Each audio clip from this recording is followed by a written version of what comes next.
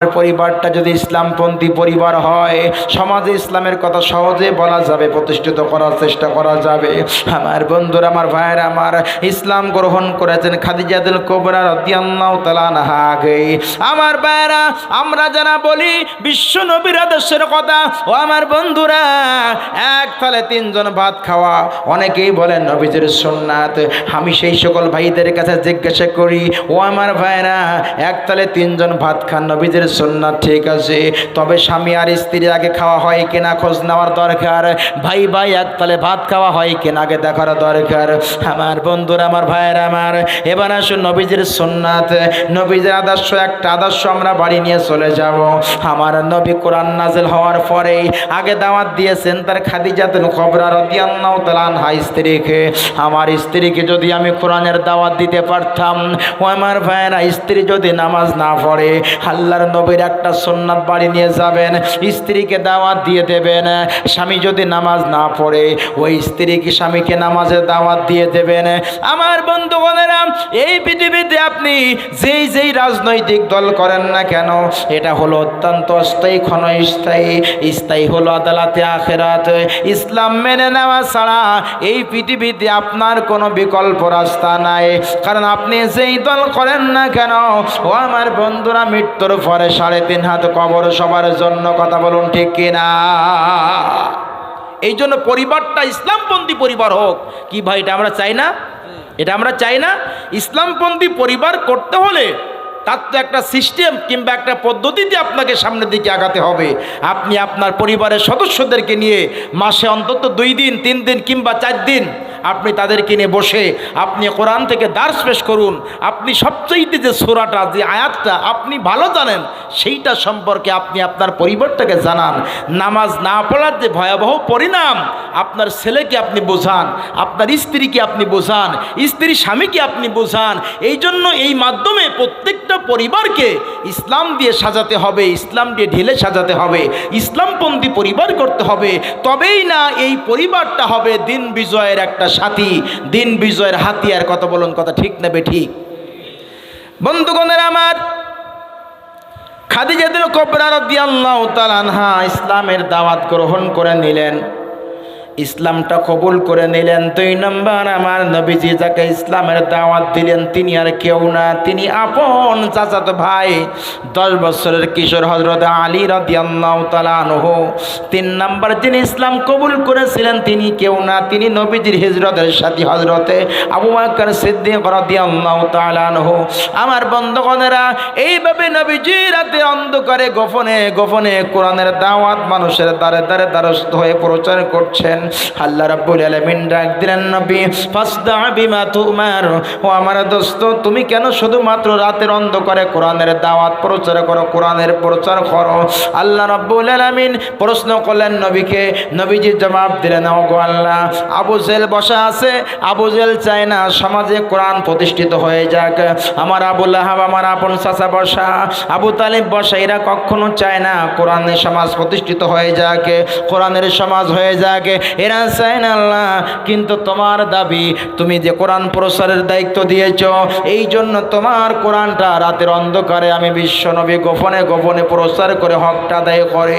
আমার আল্লাহ রাব্বুল আলামিন বলে দিলেন, নবীজি, ইয়া আইয়ুহার রাসূল বাল্লিগ মা উনজিলা ইলাইকা মির রাব্বিকা ওয়া ইল্লাম তাফআল ফামা বাল্লাগতা রিসালাতাহু ওয়াল্লাহু ইয়াসিমুকা মিনান নাস।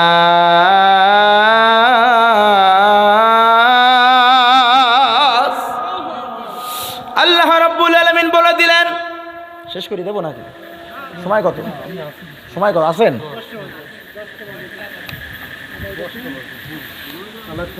আমার বন্ধুরা, আল্লাহ রাব্বুল আলামিন নবীকে বলে দিলেন, হে আমার রাসূল, বাল্লিগ মা উনজিলা ইলাইকা মির রাব্বিকা। ও আমার নবী, বাল্লিগ মা উনজিলা ইলাইকা মির রাব্বিকা, তুমি কোরআনটা যে কোরআন তোমার পরে আমি আল্লাহ নাযিল করেছি এটা তুমি প্রচার করো। মা উনজিলা ইলাইকা মির রাব্বিকা ওয়া ইল্লাম তাফআল, যদি নবী তুমি এই কাজটা না করো, তার মানে দাওয়াতের কাজটা যদি না করো, ফামা বাল্লাগতা রিসালাতাহু, ও নবী তোমার দিয়ে রিসালাতের দায়িত্ব পালন করা হবে না।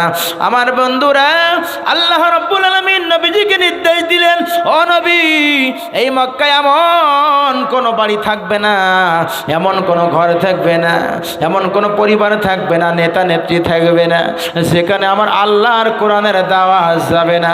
আমার বন্ধুরা, আমার নবীজি এই নির্দেশনা পাওয়ার পরে তিনি যখন সাফা পাহাড়ে চড়ার পরে চলে গেলেন, তাওহীদ আর রিসালাত ঘোষণা দিয়ে দিলেন, লা ইলাহা ইল্লাল্লাহু মুহাম্মাদুর রাসূলুল্লাহ সাল্লাল্লাহু আলাইহি ওয়াসাল্লাম। আচ্ছা, এই যে কালিমা আমরা পড়লাম, এই কালিমার পরে আমাদের কারোর কোনো ওজর কিংবা আপত্তি বলা যাবে না, বাধা এমন কি আছে নাকি? আছে, কিন্তু ছিল। কারণ এই কালিমার যে অর্থ, এই কালিমার ভিতরে দুইটা অংশ রয়েছে, দুইটা পার্ট, একটা হলো তাওহীদ আর একটা হলো রিসালাত। লা ইলাহা ইল্লাল্লাহ, আল্লাহ ছাড়া কোনো উপাস্য নাই, আইনদাতা নাই, বিধানদাতা নাই, অন্য কোনো আইনের সামনে নিজের আপাদ মস্তককে অবরুদ্ধ করতে নাই, এটা হলো তাওহীদ। আর একটা হলো রিসালাত, মুহাম্মদুর রাসূলুল্লাহ। প্রিয় ভাইরা, এই তাওহীদ আর রিসালাতের দাওয়াত যখন আমার নবী সাফা পর্বতের চূড়ার পরে যে দায়িত্বহীনভাবে তিনি যখন ঘোষণা দিয়ে দিলেন, তখন আবু জেহেল সেই তাওহীদ আর রিসালাতের সেই দাওয়াতে তিনি প্রকাশ্যে তিনি বাধা দিয়েছিল। কথা বলুন ঠিক কিনা? প্রকাশ্যে তিনি বাধা দিয়েছিল। তিনি কেন বাধা দিয়েছিল? যে কোরআন আমি এতক্ষণ পর্যন্ত কমপক্ষে 20 থেকে 30টা আয়াতে কারিমা তেলাওয়াত করে ফেলেছি অলরেডি, এই আয়াত আল্লাহর নবী তেলাওয়াত করতেন, আল্লাহ রসুল এইগুলো মানুষদেরকে বোঝাতেন। এই তাওহীদের প্রচারের কারণেই আমার নবীকে তারা বাধা দিয়েছিল, ও মুহাম্মদ খবরদার এই তাওহীদ আর রিসালাত প্রচার করা যাবে না। কথা বলুন ঠিক না বেটি?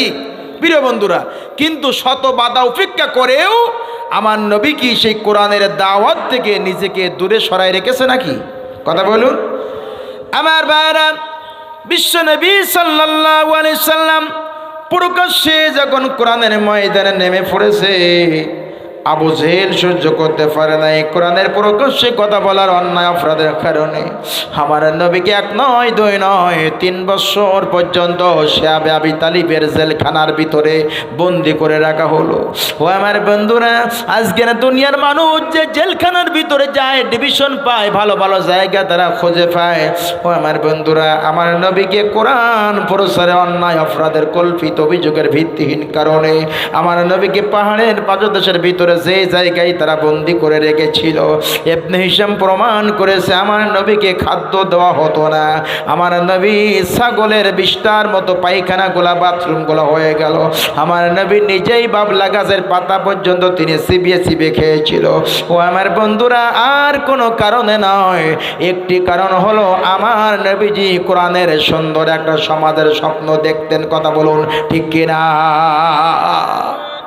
আজ পর্যন্ত এক শ্রেণীর মানুষ কোরআনের সমাজের স্বপ্ন দেখে।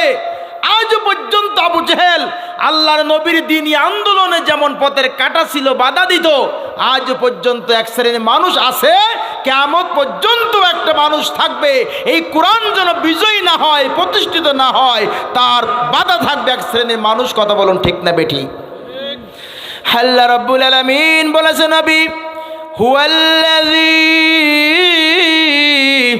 আরসালা রাসূলাহু বিল হুদা ওয়া দীনিল হক লিইযহিরাহু আলাদ দীনি কুল্লিহি ওয়ালাউ কারিহাল কাফিরুন। নবী, আমি তোমাকে দ্বীন হক কোরআন দিয়ে পৃথিবীতে প্রেরণ করেছি, লিইযহিরাহু আলাদ দীনি কুল্লিহি, যাতে করে তুমি সকল মত পথের উপরে উঠতে উঠে তুমি কোরআনকে পৃথিবীতে বিজয়ী করতে পারো, তার মানে কোরআনকে বিজয়ী করার জন্য আল্লাহ তার নবীকে পৃথিবীতে প্রেরণ করেছেন। কথা বলুন ঠিক কিনা প্রিয় ভাইরা? সেই কোরআন যখন পৃথিবীতে বিজয় হবে, আল্লাহ বলছে ওয়ালাউ কারিহাল কাফিরুন ওয়াকাল আইজান ওয়ালাউ কারিহাল মুশরিকুন, কাফের যারা, মুশরিক যারা, এটা কখনো তারা পছন্দ করবে না। এটা কার কথা? এটা কার কথা প্রিয় ভাইরা? কিন্তু মনে রাখতে হবে, এই কোরআনকে কখনো পৃথিবীর থেকে নিশ্চিহ্ন তারা করতে পারবে না, কারণ কোরআন নিশ্চিহ্ন হওয়ার জন্য আসে নাই, কোরআন পৃথিবীতে বিজয়ী হওয়ার জন্য আল্লাহ পৃথিবীতে প্রেরণ করেছেন। কথা বলুন ঠিক কিনা? যদি আগুন লেগে ধ্বংস হয় পৃথিবীর সব বইয়ের দোকান, তবু বিশ্ব থেকে হারাবে না পবিত্র আল কোরআন। কথা বলুন ঠিক কিনা? যদি আগুন লেগে ধ্বংস হয় পৃথিবীর সব বইয়ের দোকান, তবু বিশ্ব থেকে হারাবে না পবিত্র আল কোরআন।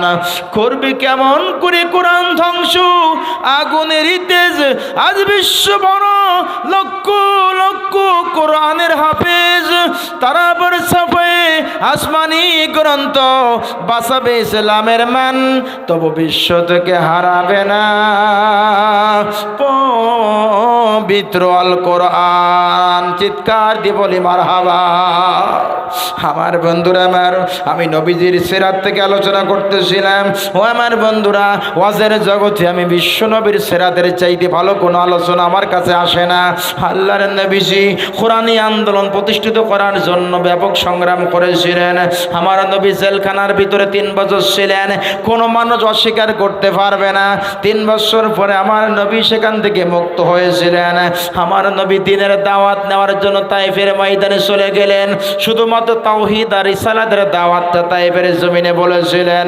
তায়েফের ইয়ং জেনারেশন যারা, কোরআন বিরোধী শক্তি যারা ছিল, আমার নবীকে পাথর দিয়ে তারা আঘাত করেছিল, নবীজিকে রক্তাক্ত করে ফেলেছিল, জখম করে ফেলেছিল। ও আমার বন্ধুরা, আমার নবী 1 নয় 2 নয় 3 বার করে সেন্সলেস হয়ে জমিনের মধ্যে পড়ে গেল। ফেরেশতারা বলল, ইয়া রাসূলুল্লাহ, আল্লাহর নির্দেশে আমাদের আগমন, আল্লাহর নির্দেশে আমাদের আপনার কাছে আসা, শুধুমাত্র আপনি একবার বলে দেন এই তায়েফের জনপদের মানুষগুলাকে ধ্বংস করে দেব। আমার নবী সেদিন বলেছিলেন, ফেরেশতারা শোনো, ওরা যদি আমি বিশ্ব নবী আমার মর্যাদা দিতে জানতো, আমি নবী আমাকে যদি তারা চিনত, তারা আমাকে রক্তাক্ত করতে পারতো না, পাথরের আঘাতে জখম করতে পারতো না। সুতরাং আমি বিশ্ব নবী ওই পাপীদেরকে মাফ করে দিলাম, কারণ কোরআন আল্লাহ নাযিল করেছে আমি নবী আমার পরে। আমার বন্ধুরা, নবীজি বললেন, ফেরেশতারা, কাফের মুনাফিক যদি না থাকে, কোরআনের দাওয়াত পৌঁছবো কাদের কাছে? সুতরাং আমি বিশ্ব নবীজি ওই কাফির বেঈমানদেরকে মাফ করে দিলাম। ফেরেশতারা, তোমরাও মাফ করে দিয়ে চলে যাও। ও আমার বন্ধুরা, আমার নবীজি তাদেরকে মাফ করে দিলেন। নবীজির শত্রুদেরকে হাতের কাছে পাওয়ার পরেও আমার নবী শত্রুদেরকে মাফ করে দিয়ে দিলেন। এটা হলো উজ্জ্বল দৃষ্টান্ত। ও আমার বন্ধুরা, কারণ ক্ষমা নেওয়ার জন্য, প্রতিশোধ নেওয়ার জন্য এই পৃথিবীতে নবীকে প্রেরণ করা হয়নি। আর ইসলাম প্রতিশোধে বিশ্বাসী না।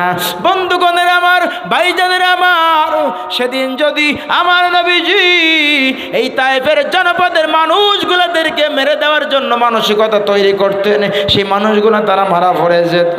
কিন্তু আমার নবী তাদেরকে মাফ করে দিলেন। সূরা হামিম সাজদার ভিতরে আল্লাহ বলছেন, ওয়ালা তাসতাফিল হাসানাতু ওয়ালা সাইয়্যাতু ইদফা বিল্লাতী হিয়া আহসান। ও নবী, ভালো আর মন্দ কখনো পৃথিবীতে এক হতে পারে না। আপনি মন্দের প্রতিদান ভালো দিয়ে দেবেন। যদি আপনি মন্দের প্রতিদান ভালো দিয়ে দিতে পারেন, রেজাল্ট হবে একটা। যেই মানুষগুলো আপনার চলার পথে কাটা দিত, যেই মানুষগুলো আপনার দ্বীনি আন্দোলনের বিরোধিতা করত, ও নবী, মন্দের প্রতিদান যদি তুমি ভালো দিয়ে দিতে পারো, তাহলে দুশ্মনগুলো তোমার অন্তরঙ্গ বন্ধু বন্ধু হয়ে যাবে। আর ফাইদাল্লাযী বাইনাকা ওয়া বাইনাহু আদাওয়াতুন কান্নাহু ওয়ালিয়্যুন হামীম, আমার ভাইয়েরা দুশমনগুলো অন্তরঙ্গ বন্ধু হয়ে যাবে। আমার ভাইয়েরা শত্রুকে যদি আমরা হাতের কাছে পেতাম আমরা কিন্তু চিন্তা করতাম তাড়াতাড়ি কিভাবে প্রতিশোধ নেওয়া যায়, কিন্তু আমার নবী প্রতিশোধ নেন নাই। কোরআনুল কারিমে অন্য জায়গায় আল্লাহ রাব্বুল আলামিন বলছেন আল্লাযীনা ইউনফিকুনা ফিস-সাররাই ওয়াদ-দাররাই ওয়াল কাযিমিনাল গায়যা ওয়াল আফিনা আনিন নাসি ওয়াল্লাহু ইউহিব্বুল মুহসিনিন। চিৎকার দিয়ে বলি আল্লাহু আকবার। একটু জিকির দেন লা ইলাহা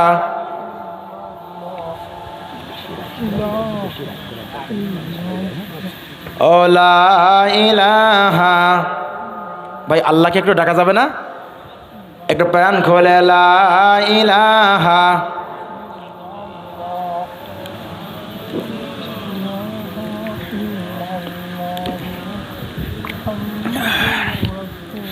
লা ইলাহা ইল্লাল্লাহ ও লা ইলাহা ইল্লাল্লাহু মুহাম্মাদুর রাসূলুল্লাহ। প্রাণ খুলে বলি সাল্লাল্লাহু, আরো জোরে সাল্লাল্লাহু আলাইহি ওয়াসাল্লাম। প্রিয় ভাইরা, রাসূল আকরাম সাল্লাল্লাহু আলাইহি সাল্লাম মানুষদেরকে শত্রুদেরকে হাতের কাছে পাওয়ার পরেও এই যে ক্ষমা করে দেওয়ার উজ্জ্বল দৃষ্টান্ত স্থাপন করে গেছেন, যেভাবে কিয়ামত পর্যন্ত পৃথিবীর ইতিহাসে স্বর্ণাক্ষরে ছেঁড়া লেখা থাকবে।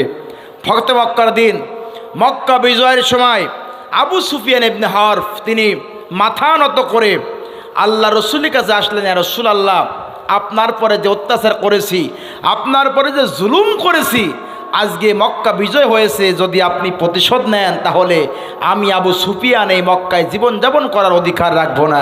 প্রিয় ভাইরা, রসুল বলেন, আবু সুফিয়ান তুমি কি চাও? বলে, রাসূলুল্লাহ, আপনার নেতৃত্বে এই পৃথিবীতে একটু জীবনযাপন করতে চাই। বিশ্বনবী সাল্লাল্লাহু আলাইহি সাল্লাম সব কিছু বলে যে আবু সুফিয়ানকে সেদিন নবীজি মাফ করে দিলেন। এই জন্য মানুষকে ক্ষমা করে দেওয়ার আদর্শ হলো ইসলাম আমাদেরকে শিক্ষা দিয়েছে। কথা বলুন ঠিক কিনা? এই জন্য মুহসিনদের তিনটা গুণ আমি ইতিমধ্যে জায়তে পড়লাম। আল্লাযীনা ইউনফিকুনা ফিস-সাররাই ওয়াদ-দাররাই। এক নম্বর গুণ হলো সুখে দুঃখে সচ্ছল আর অসচ্ছল অবস্থায়। আল্লাহ এটি কেন বললেন? তার মানে জীবনের সব সময় সুখ থাকে না, আবার জীবনের সব সময় কষ্টও থাকে না, সুখে দুঃখে মিলেই মানুষ। এই জন্য ইউনফিকুনা ফিস-সাররাই ওয়াদ-দাররা, সচ্ছল এবং অসচ্ছল অবস্থায় যারা আল্লাহর রাস্তায় যারা অর্থ খরচ করে, যারা টাকা খরচ করে, তারা হলো মুহসিন বান্দা। দুই নম্বর হলো আল কাযিমিনাল গায়জ, যারা নিজেদের রাগ ক্রোধটাকে নিয়ন্ত্রণ করে। তিন নম্বর হলো আল আফিনা আনিন নাস, যারা মানুষকে নিঃশর্তভাবে যারা মাফ করে দেয়, যারা ক্ষমা করে দেয়। প্রিয় ভাইরা, এই যে ক্ষমা করে দেওয়া একটা মহৎ গুণ। প্রিয় বন্ধুরা, আল্লাহু ইউহিব্বুল মুহসিনিন, এই তিনটা গুণ যাদের ভিতরে আছে, আল্লাহ বলছে আমি এই মুহসিন বান্দাদেরকে আমি মহব্বত করি, আমি ভালোবাসি।